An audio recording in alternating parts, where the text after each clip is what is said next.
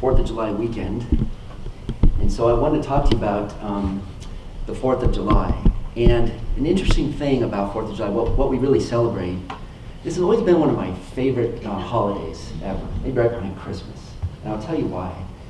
I think that a big part of the Declaration of Independence, we've all read it, we've all seen parts of it.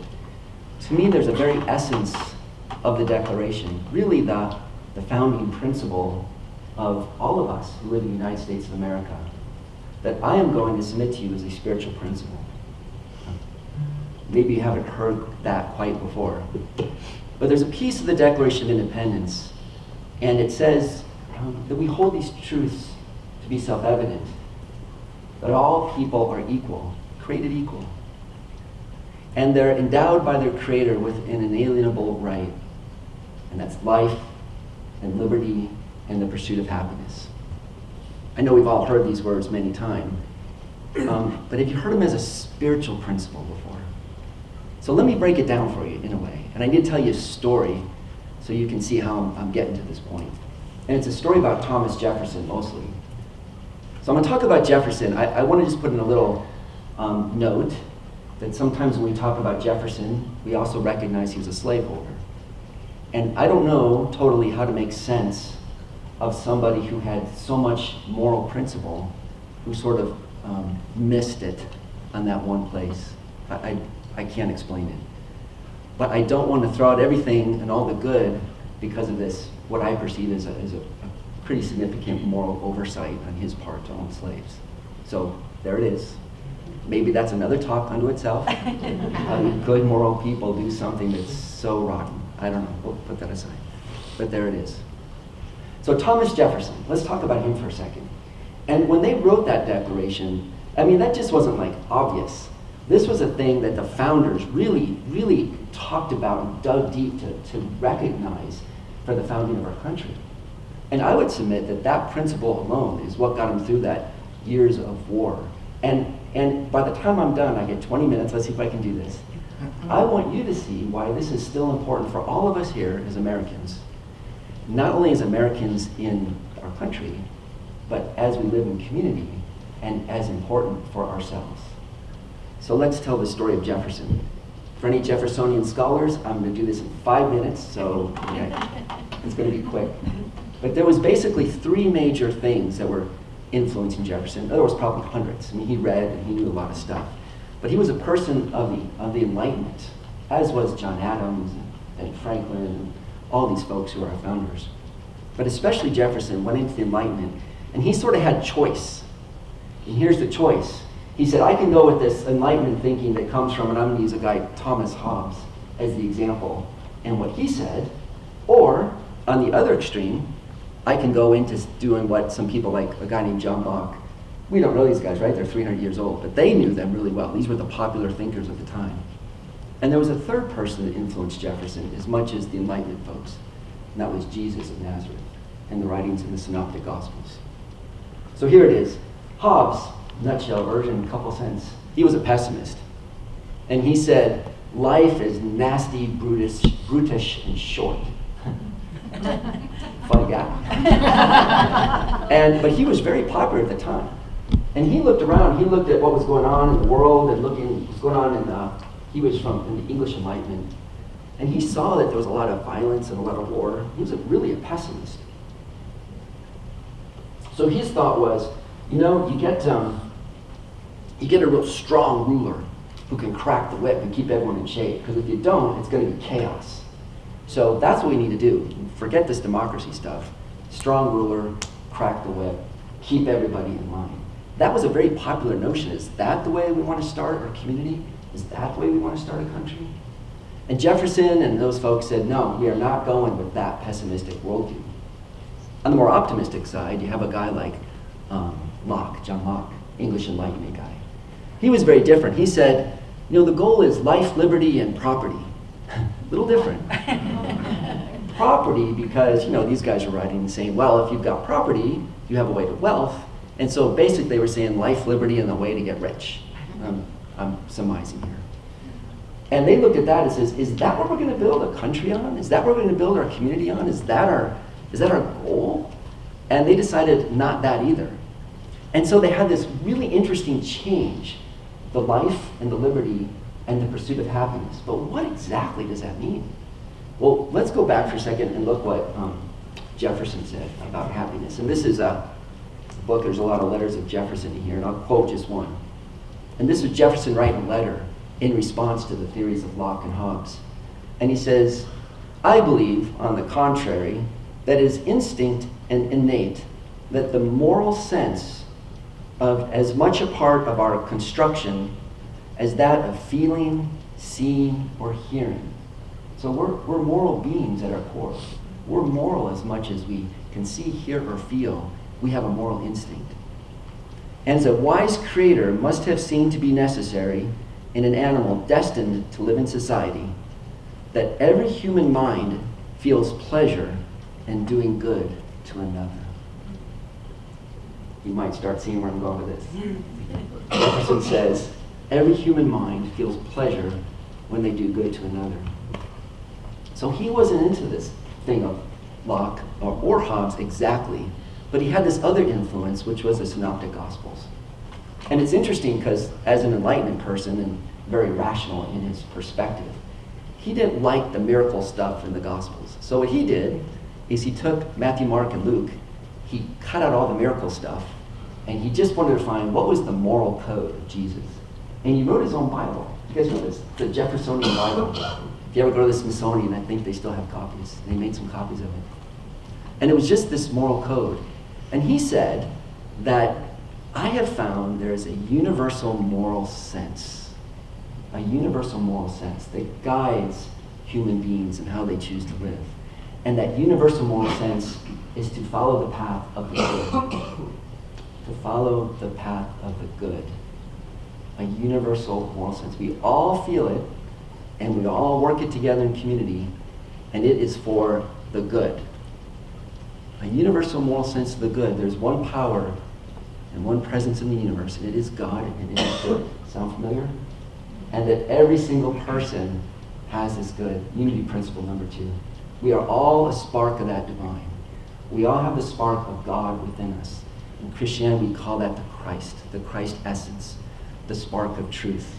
Many people would say we are children of the divine, we are children of God. It is that exact essence, Unity Principle 1 and 2, that are baked into the Declaration of Independence. That's pretty cool.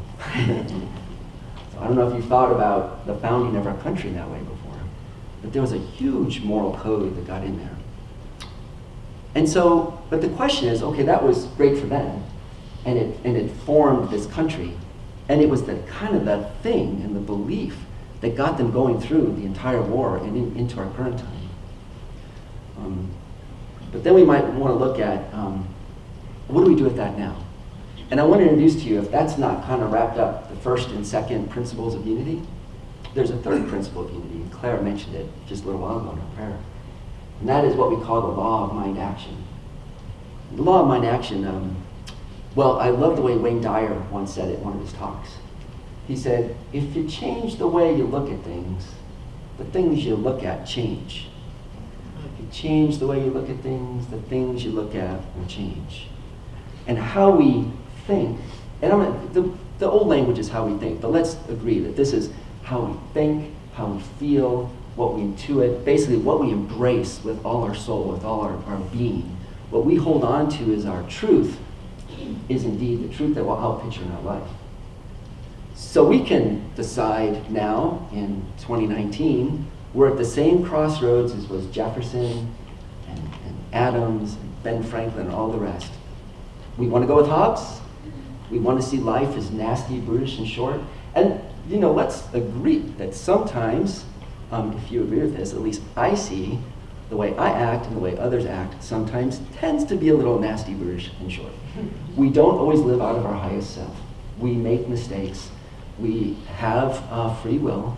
Then sometimes we choose our adverse ego to tell us which way to go, as opposed to living out of our Christ essence, as living out of our noble self, as living out of our truth. We do choose that way sometimes.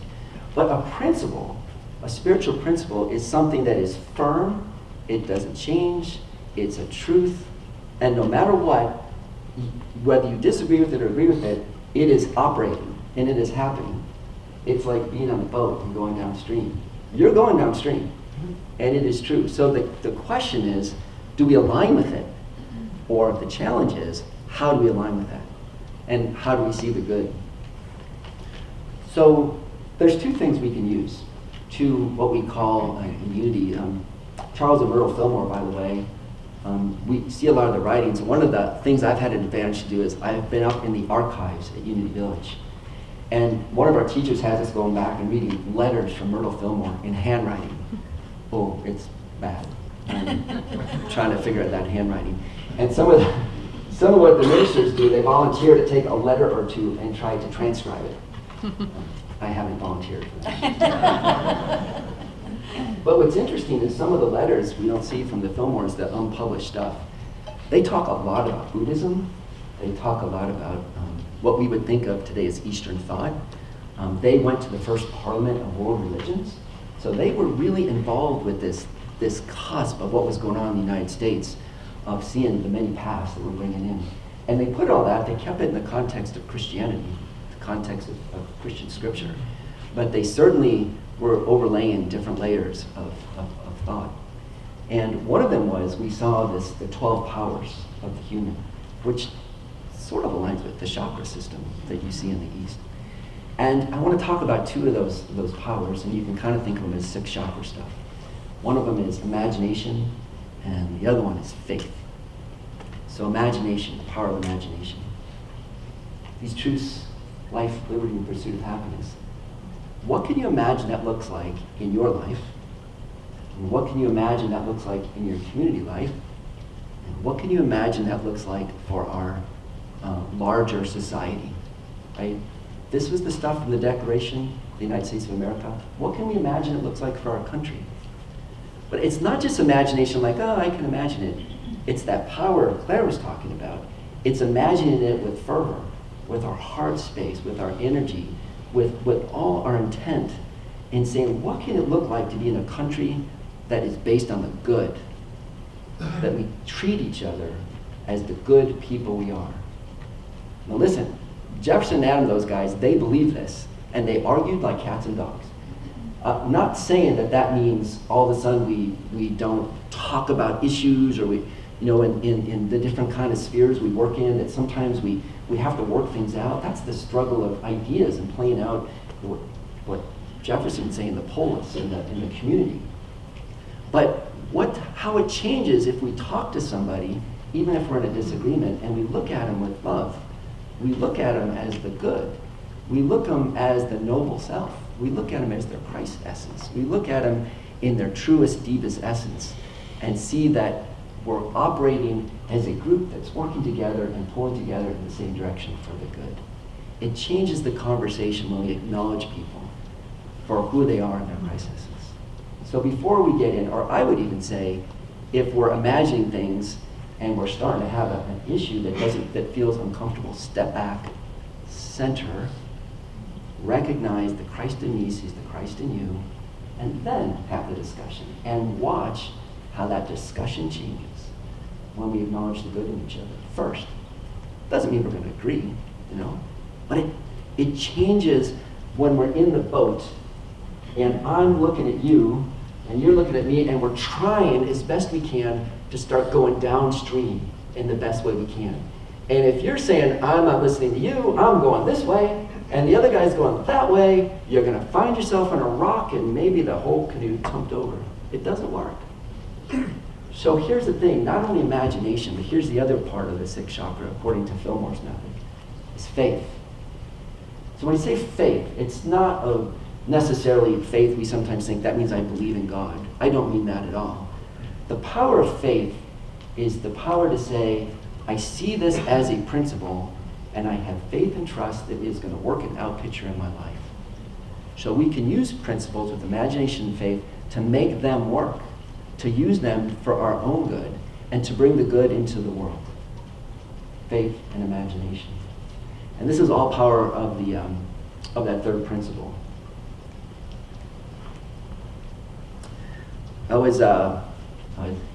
John told me about a little video. I caught him on the sidewalk the other day. He said, did you see that Marianne Williamson video she did on the Declaration? Thank you, I did. And I'm going to talk about it for a second. Because here's one of the things about faith and imagination. Sometimes we might get frustrated that things don't seem to be outpicturing as fast as we like. And there's a quote that's sometimes attributed to Martin Luther King, but he actually got it from a Unitarian minister many years before, a guy named Theodore Parker. He's a Unitarian, and he was in that transcendentalist perspective. And he said, "The arc of the moral universe is long, but it always bends to justice." I would say the arc of the moral universe is long, it always bends to the good. In the end, we're bending to the good. We take turns, we're on the creek, we're in the rapids, we're going left, we're going right. But the reality is we're going downstream. There is no else to go, and that's the way the universe is designed. So Mary Ann's interesting in this video. She talks about some examples. There was slavery, that was awful. And then there was abolition.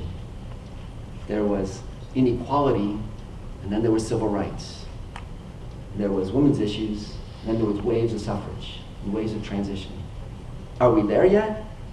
No, obviously we're not there yet. Have we been going downstream towards the good? We have. So here we are, it's 2019, and we're heading in that direction. And if I can leave you with anything now, one thing to remember is we're in this raft, and we do better if we're in it together. We do better with faith and imagination and a commitment to seeing the good in each other and the good in our fellow citizens.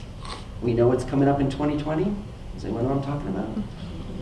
Can we start now aligning ourselves with a heart that's open to each other as a heart? Doesn't mean it's going to be easy and not take stress off talking about different issues as the election comes up. But the important thing is to look each other with grace and with a heart-centered appreciation for who each other are. So I'll leave you with this. We're back in the raft, and we're all in it together. And you can say, I don't like this spiritual principle. I want to go be more, what can I be, cynical, like Thomas Hobbes. Raw, nasty, brutish, and short. And you can try to paddle upstream. And you can do it for a while. But you won't get anywhere, really.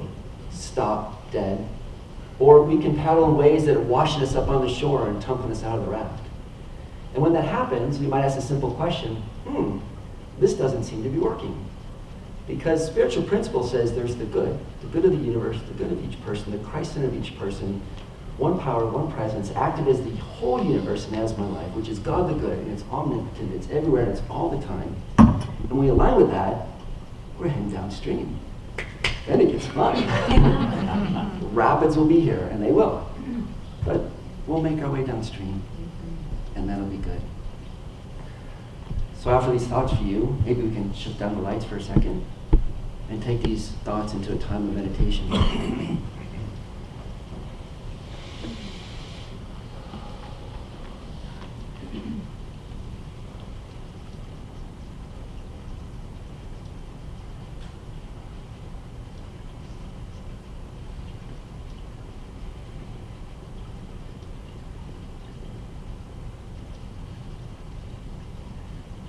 And now for these thoughts for all of us here is not only people on a spiritual path, but Americans on a spiritual path.